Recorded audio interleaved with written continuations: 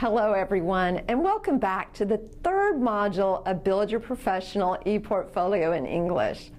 Now that we've covered the education part in this lesson, we are going to give you valuable information on how to write the professional experience section of your resume.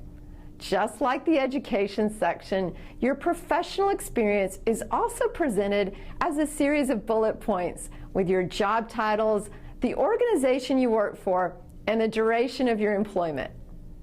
In addition, your professional experience section includes a more detailed list with the tasks you've completed while holding your job. The format of this part should look something like this.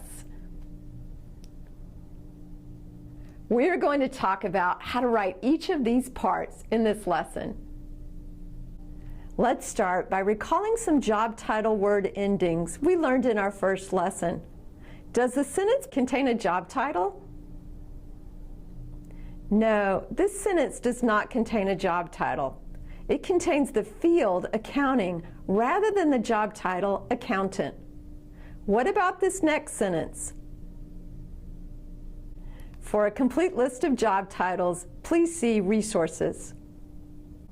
The second step is to choose your level of experience for your job title. Those job titles can change a little depending on your experience. When you first start out in a job, your job title might have the word intern or trainee in it. An intern or trainee means that a person is beginning in the field and may not be getting paid to do the job. Let's say a person is working in the field of electrical engineering and he is in the last year of college. His job title might be electrical engineering intern or electrical engineering trainee because he is volunteering at a company to gain professional experience. If you're a level above an intern, you can use words such as entry level or junior. They mean that you probably have education but not experience. At this level, your job title will look like entry-level software developer or junior software developer.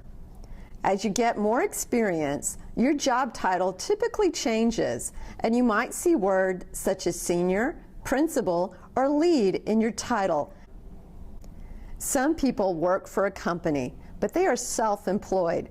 Their job title usually has the words contract or freelance in it, as in contract software developer or freelance software developer. Obviously, job titles change for certain professions like medicine. If you are in the field of medicine, you will need to know some other set of words that describe titles. Here are some titles we use in America for nurses. This may be a little hard, but try and guess which one has the most experience. A student nurse, a registered nurse, a nurse practitioner.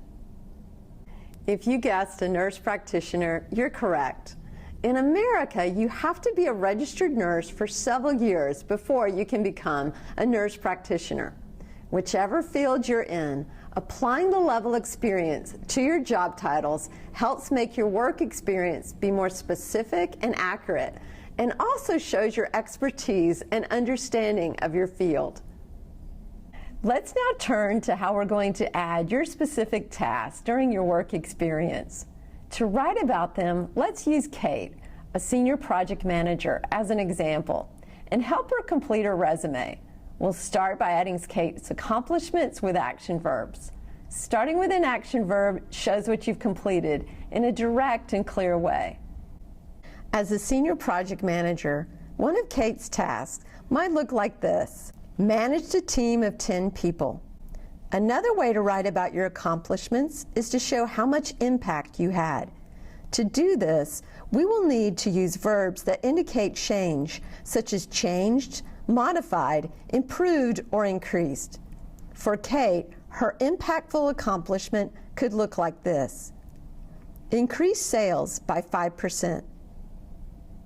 At other times, you may have made big changes for the company. You can use verbs like overhauled, reorganized, restructured, revamped, or redesigned. For example, Kate may have completely changed how her team operated to complete projects. This accomplishment will show up on a resume like this. Restructured workflow for team projects. When choosing the verbs, make sure that you use the right form of the verb. In our example with Kate, she worked as a senior project manager in the past, so that is why we use the past tense form managed, increased, restructured. However, if you still have the job, you want to use the ing form of the verb, like managing a team of 10 people. Now let's review. In this lesson, we've learned how to write about our professional experience in our resumes.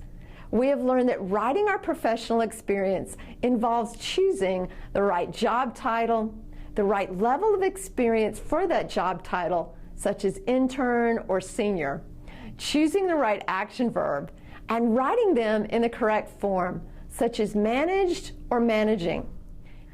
In our next and final module, we're going to learn how to network with other professionals. Until then, apply what you've learned from this module to make sure you update your resume and make it look professional. I look forward to seeing your improved resumes. Have a great day.